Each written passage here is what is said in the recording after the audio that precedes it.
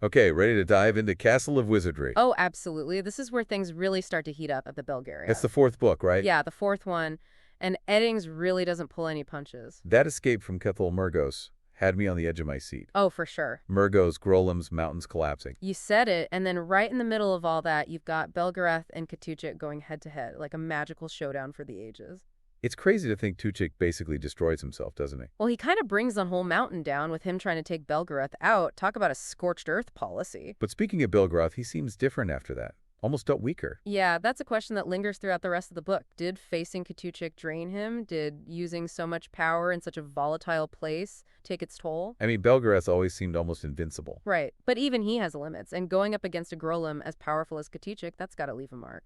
It's interesting how Eddings uses that whole escape to really dig into the whole prophecy thing, too. Oh yeah, for sure. You've got Belgarath, who's basically manipulating events, trying to nudge things in the right direction. And then there's Katuchik, who wants to just force his will on everything. Exactly, and we see how well that works out for him. It's a great contrast in approaches. A good lesson for all of us, maybe. Don't try to force things. Right. Sometimes you got to go with the flow, and for Garion, that means trusting his instincts, his connection to the orb, and his growing power. Speaking of Garion, he's come a long way from dodging those first few Grolems. Oh, absolutely. Now he's intimidating a whole hierarch. It's like the orb is revealing his destiny piece by piece. Exactly. Don't forget, the orb is more than just a powerful object. It's sentient, almost. It has its own ancient wisdom and will. It's guiding him, preparing him. For the big reveal, he's the heir to Riva's throne. Talk about a destiny you didn't see coming. I was a little surprised by how Garion reacted, though. Yeah.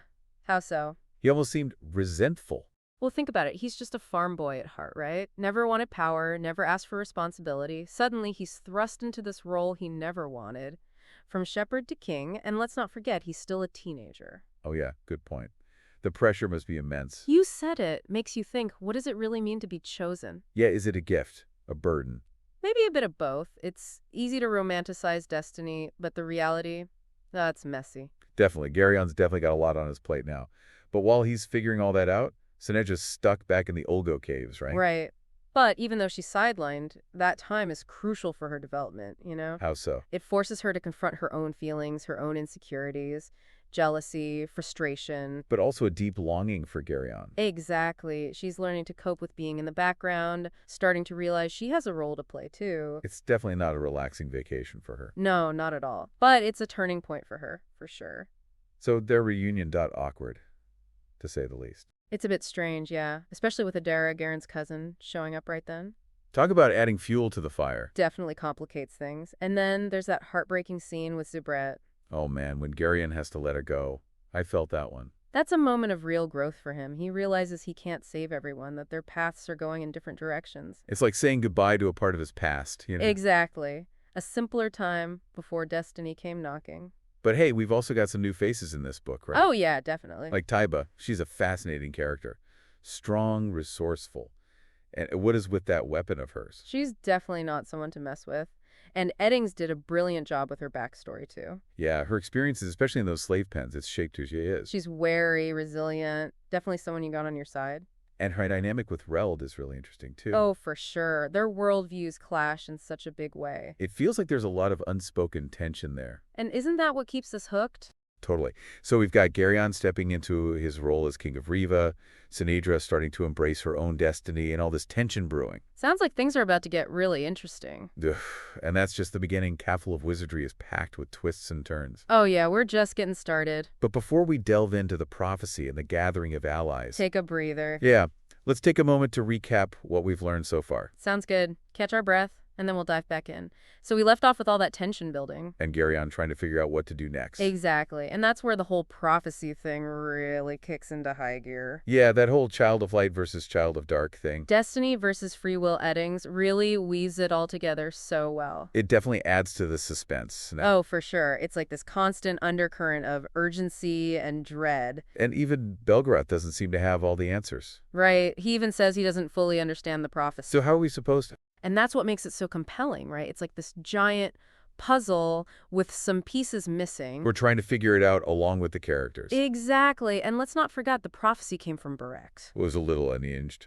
To be it mildly, yeah, even if Belgarath did manipulate events to make sure it happened. That adds another layer of doubt, doesn't it? Oh, absolutely. Can we really trust a prophecy that's rooted in madness? Makes you question everything. It really does. Are these events truly destined to happen? Or do the characters have a choice in how things unfold? That's the central conflict, right? It is a good question. It's like watching a chess game where both sides are making moves. But we don't know who's going to win. Exactly. And then Eddings throws us another curveball. Oh, yeah, what's that? Belgarath, Silk, and Garion, they go rogue. They decide to take matters into their own hands. They basically abandon the rest of the group. And set off on this secret mission to confront Torak. Talk about a risky move. Oh, for sure. They're basically walking into the lion's den. But they feel like they have to do something. Right, they can't just sit around and wait for prophecy to play out. Especially with Torak's power growing. Exactly, the stakes are just too high. It really highlights the difference between Garion and Belgarath, too. How so? Garion's impulsive. He wants to face Torak head-on. While Belgarath is more cautious. He's thinking long-term, trying to outmaneuver Torak. It's like two different leadership styles flashing. Yeah, and it creates some real tension between them. Oh, absolutely. Belgarath is the wise old mentor, but even he has to adapt to Garion's growing power. Garion's not the kid he used to be. Right, he's coming into his own. And while all this is happening, Sinedra's back in Riva, proving she's more than just a princess. Oh, yeah. Sineva really shines in this book. She steps up in a big way. She takes charge, she leads armies, she defies expectations. And she's got that ancient Tolendran amulet. Right, which lets her communicate with Polgara. So she's basically running a parallel mission. Exactly. She's using her political skills and her connections to rally the West against Torak. She's not just sitting around waiting for Garion to come back. No, she's taking action. She's making things happen. But it's not easy for her. Oh, definitely not convincing those Alorn kings to follow a woman. Especially against Torak, that's a tough sell. It is a real clash of cultures. The Alorns with their warrior traditions and their patriarchal society. They're not exactly open to a woman leading the charge. But Sinedra doesn't back down. No, she doesn't. She uses her charm, her determination. She wins them over. It's a masterclass in diplomacy. And it shows how much she's grown since the earlier book. She's come a long way from the spoiled princess we first met. And let's not forget, she puts on armor and rallies the errands. Talk about a powerful image. A princess transforming into a warrior queen. It really encapsulates her transformation. She's embracing her role as a leader. She's not just playing the part anymore, she's living it. And she does it with compassion, too. Remember that scene with the two serfs? Lammer and Detton. That scene really got to me. It shows the human cost of war. Sinedra understands that she sees the suffering it causes. It adds another dimension to her leadership. She's not just fighting for power or glory, she's fighting for the people. She's fighting for a better future. Exactly, and that's what makes her such a compelling character. So we've got Garion confronting his destiny, Sinedra embracing hers, and this prophecy pushing them towards an epic showdown. Sounds like things are about to get really intense. Castle of Wizardry is really living up to its name. Oh, absolutely. It's a pivotal book in the series. It sets the stage for the final confrontation with Torak. And it leaves us with a real sense of anticipation. A sense of dread, too. Oh, for sure, but also a glimmer of hope. The stage is set, the pieces are in motion. And the fate of the world hangs in the balance. I'm hooked. What's next? So last we left off, Garion, Belgarath, and Silk were sneaking deep into Angarak territory. On a mission to take down Torak themselves. A secret mission, right?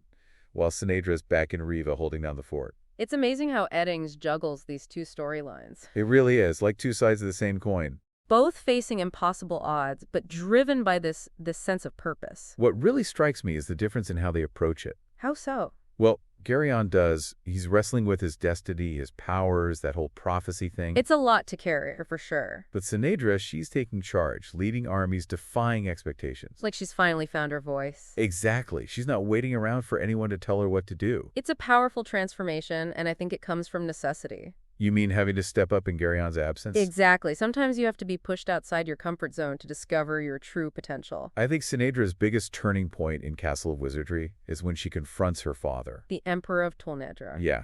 He tries to control her, undermine her authority, and she just shuts him down. That scene in the War Council is intense. It's like she's finally breaking free. From all those expectations and constraints. And what's amazing is she does it with such grace. And intelligence. She's not just rebelling, she's playing the game, but on her own terms. Exactly, and she's carrying the weight of the Tolnedran Empire on her shoulders. Talk about pressure. Meanwhile, Garion's facing trials of his own. Leading up to that confrontation with the Grolims in Cthol Murgos. Oh man, that scene where he transforms into the wolf.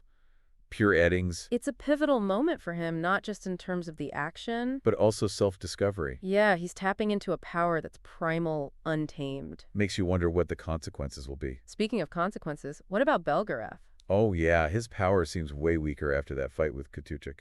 Do you think he's really that vulnerable?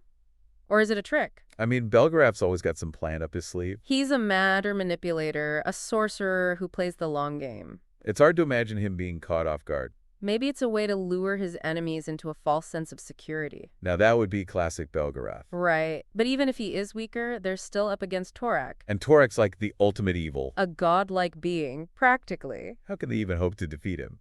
It's a David and Goliath situation, for sure. But Eddings always leaves room for hope. Right. You've got Garion's bond with the Org, Sinedra's leadership. And those alliances they forge. There's always a glimmer of light, even in the darkest times. And then there's the prophecy. Oh yeah, that hangs over everything. The child of light and the child of dark, destined to meet. It's a powerful force, shaping events, driving the characters forward. But as we've seen, prophecies are rarely straightforward. They can be twisted, manipulated. And free will always plays a part. Exactly. So the outcome, well, it's far from certain. That's what keeps us reading, right? Absolutely. Castle of Wizardry leaves us hanging on a massive cliffhanger. Armies are gathering. The final battle's about to begin. Eddings is a master at building suspense. He knows how to keep us hooked. So as we wrap up our deep dive into Castle of Wizardry, what are your final thoughts? well, Eddings really outdid himself with this one. The action, the intrigue, the emotional depth, it's all there. And those characters. I'm especially impressed with Sunita. She's become a true leader. Absolutely. Her transformation is one of the most satisfying parts of this book. But as we head into the final showdown, The big question remains,